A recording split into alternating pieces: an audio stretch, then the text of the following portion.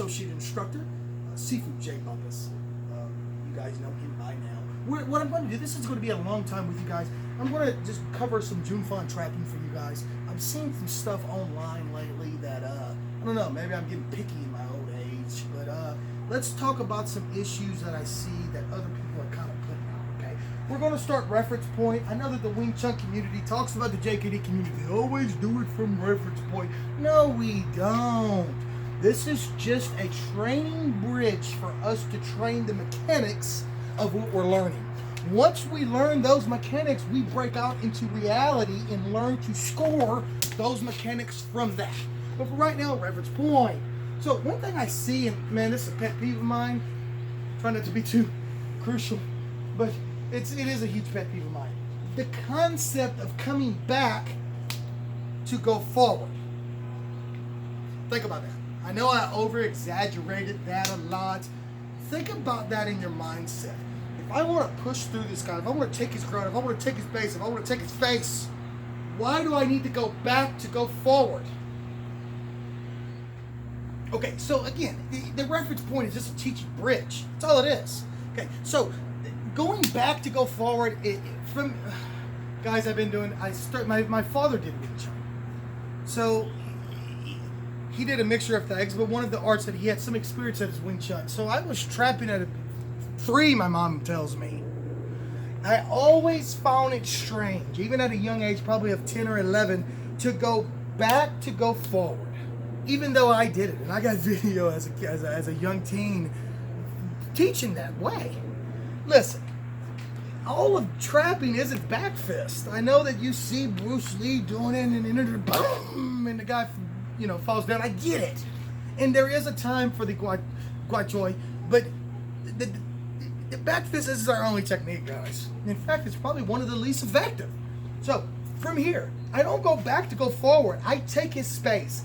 My forward motion should already be felt on his limb. In fact, if he was to drop his arm right now, that would just be the hit, and then I would just do my game.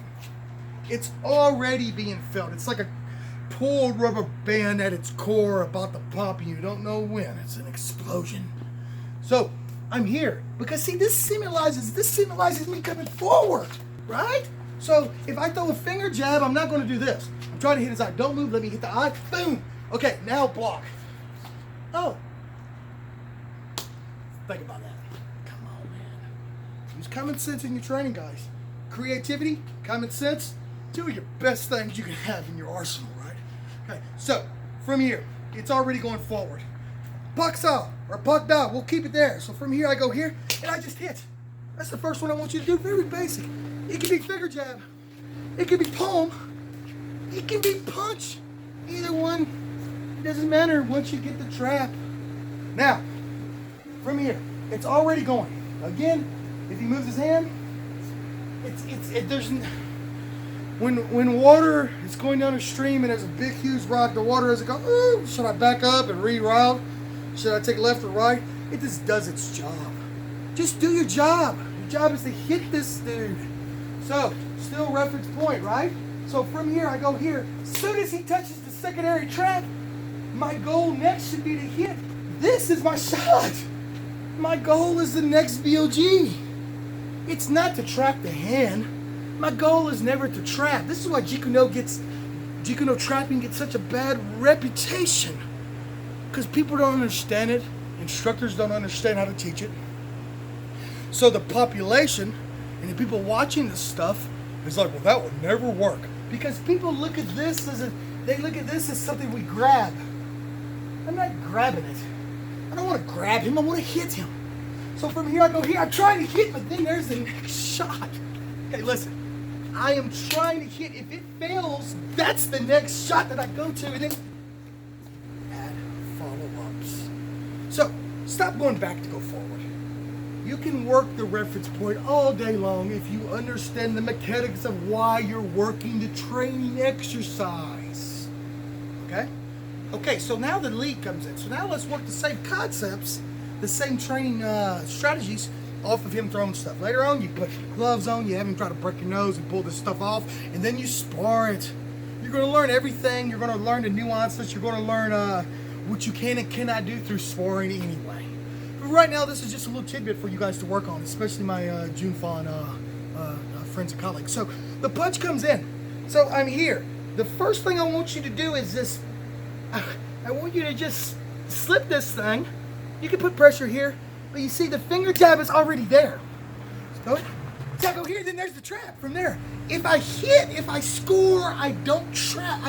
My concept is I hit his face. If I finger jab his eye, I'm not going to go, okay, where's the next trap?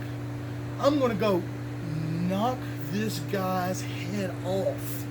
That's the mentality you should have when you do this. Let's keep in mind, make your training reality based. Training is art, I get it. Fighting is the martial. But when you make your training focused on the martial aspect, then the martial becomes art. So he throws the punch. He's like, oh, here.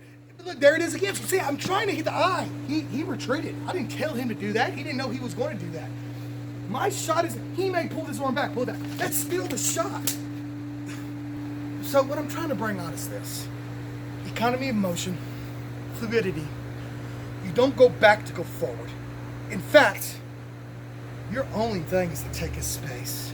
Go forward. Put as much pressure on this guy as you can until you can land heavy shots that neutralizes him. Sifu Billy Brown, Sifu J. Salute.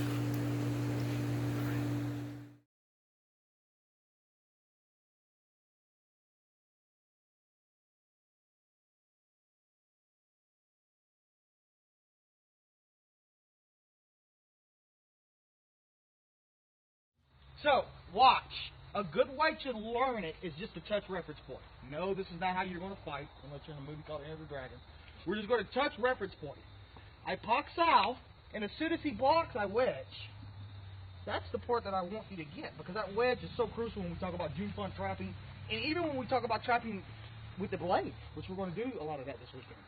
The wedge, getting the wedge in on the lines and cutting those angles is very important, okay?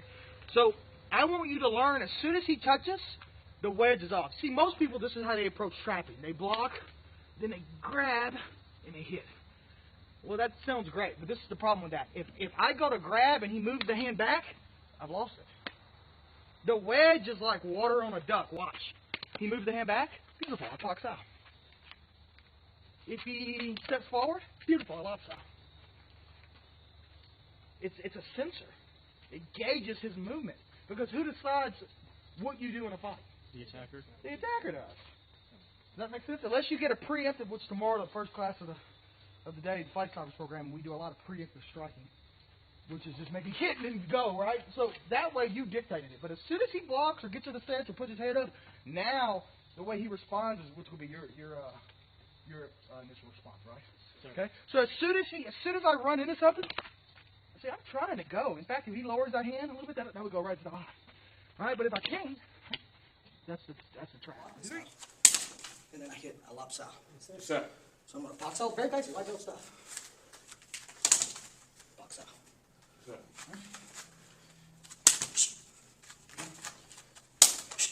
Okay, I'm going to parry it in. Okay, I can go low hit, or I can go split entry on this. You see it? Sir. Okay, so the punch comes in, I go split entry on it. Sir. Okay, now he's going to retract this weapon. So he goes one, and then there's the trap. Okay. See it? Yes, sir. So split, and then there's the trap. Yes, sir. And then there's the second one if I wanted it. Yes, sir. See it? Yes, sir. Okay, so get the timing right. One, he retracts it, pow. Okay, and if that's the